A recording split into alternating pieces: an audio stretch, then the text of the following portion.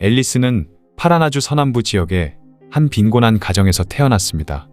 어릴 때 아빠한테 버림당한 앨리스와 엄마는 외갓집에 얹혀 살기 시작합니다.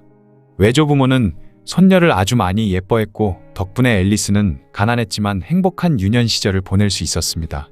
앨리스가 10살 나던 해 엄마는 재혼합니다. 재혼 후에도 집안 형편은 여전히 궁상맞기만 했습니다. 어린 앨리스는 엄마한테 어떻게 하면 돈을 많이 벌 수 있는지 물어봅니다. 엄마는 열심히 공부해서 나중에 좋은 직장에 취직하면 된다고 말해줍니다. 대답은 그렇게 했지만 엄마에게는 앨리스를 학교에 보낼 경제력이 없었습니다. 그리고 앨리스의 지옥 같은 삶이 시작됩니다. 계부가 어린 의붓딸에게 몹쓸 짓을 저지른 것이었습니다. 계부의 악행은 앨리스가 15살 나던 해까지 이어졌습니다. 도저히 참을 수 없었던 앨리스는 결국 가출을 감행했고 브라질 최대 도시인 상파울루로 갑니다. 그렇게 홀로 서기를 시작한 앨리스는 이것저것 하다가 콜걸이 됩니다. 짧은 기간 내에 많은 돈을 벌기 위해서였습니다.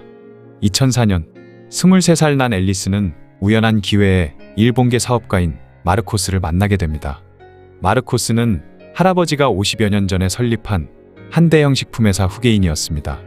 마르코스는 앨리스의 예쁜 외모에 반합니다.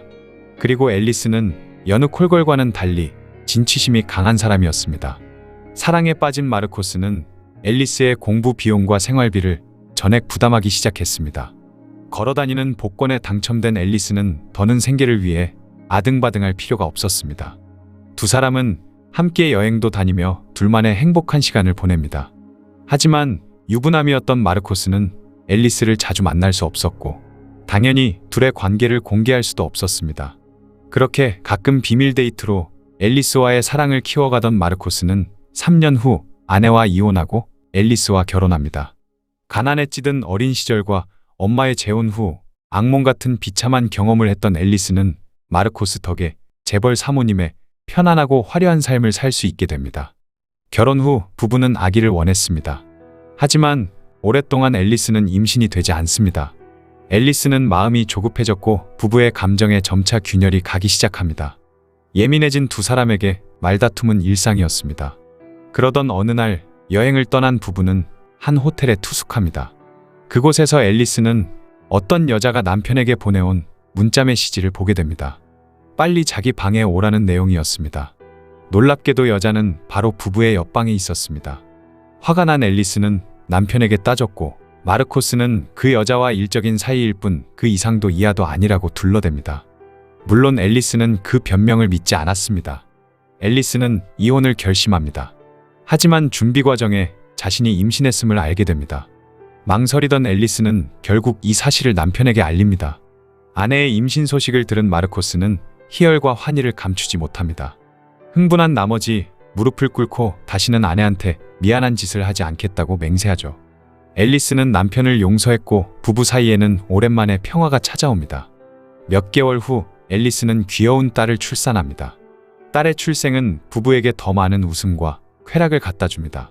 하지만 그들의 행복은 그리 오래가지 못했습니다.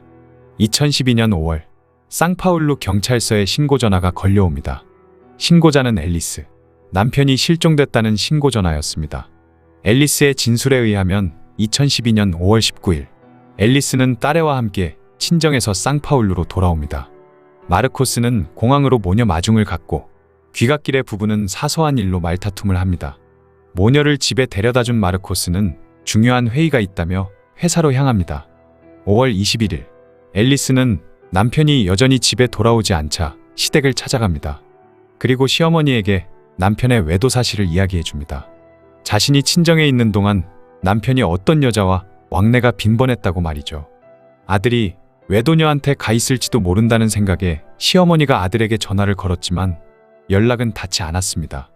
5월 24일 마르코스의 남동생은 형이 보내온 이메일 한 통을 받게 됩니다. 전화 통화할 상황이 아니고 잘 지내고 있으니 걱정하지 말라고 어머니와 아내한테 전해달라는 내용이었습니다. 전화가 아닌 이메일 방식으로 연락을 취했다는 점이 마르코스 가족은 납득하기 어려웠고 그것은 곧 불길한 예감으로 엄습해옵니다. 마르코스가 납치되었을 가능성에 의견을 모은 가족들은 결국 경찰에 신고한 것이었습니다. 하지만 경찰은 납치 가능성을 일단 배제합니다. 며칠이 지나도록 납치범의 연락이 없었다는 이유에서였습니다. 거의 동시에 경찰은 또 한 통의 신고 전화를 받게 됩니다. 한 수풀 속에서 인체 조직이 들어있는 파란 비닐봉투 2개를 발견했다는 신고 전화였습니다. 현장에 출동한 경찰은 봉투 여러 개를 추가로 더 발견합니다. 봉투 안에는 혈흔이 묻은 옷도 들어있었습니다. 피해자는 아시아계 남성이었고 사인은 머리를 관통한 총상으로 추정했습니다. 확인 결과 피해자는 다름 아닌 마르코스였습니다. 비보를 전해들은 가족들은 비통함을 금치 못합니다. 경찰은 앨리스의 진술 내용을 토대로 대대적인 수사를 진행하기 시작했습니다.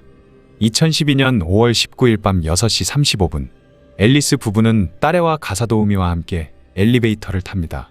7시 30분, 마르코스는 다시 엘리베이터의 모습을 드러냅니다. 얼마 후, 손에 피자를 든 마르코스의 모습이 또 한 번 CCTV에 찍힙니다. 그것은 마르코스의 생전 마지막 모습이었습니다. 다음 날 저녁, 엘리베이터 CCTV에는 캐리어 3개를 끌고 외출하는 앨리스의 모습이 포착됩니다. 그리고 그녀가 다시 돌아왔을 때 캐리어는 어디론가 사라지고 보이지 않았습니다. 경찰은 앨리스를 유령 용의자로 지목합니다. 취조실. 경찰은 앨리스에게 왜 남편을 죽였는지 단도직입적으로 질문합니다. 감형받기 위한 사법거래로 앨리스는 결국 자신의 범행 사실을 시인했고 그 과정을 진술하기 시작했습니다.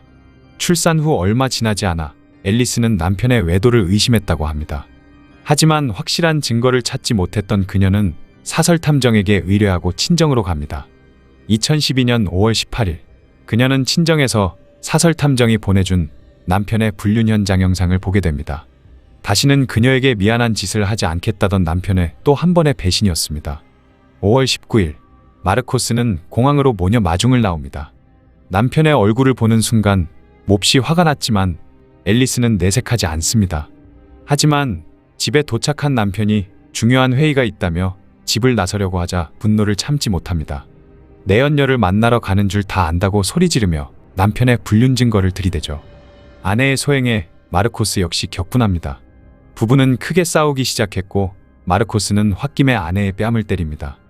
혼인관계에 절망을 느낀 앨리스는 그 자리에서 이혼을 요구합니다.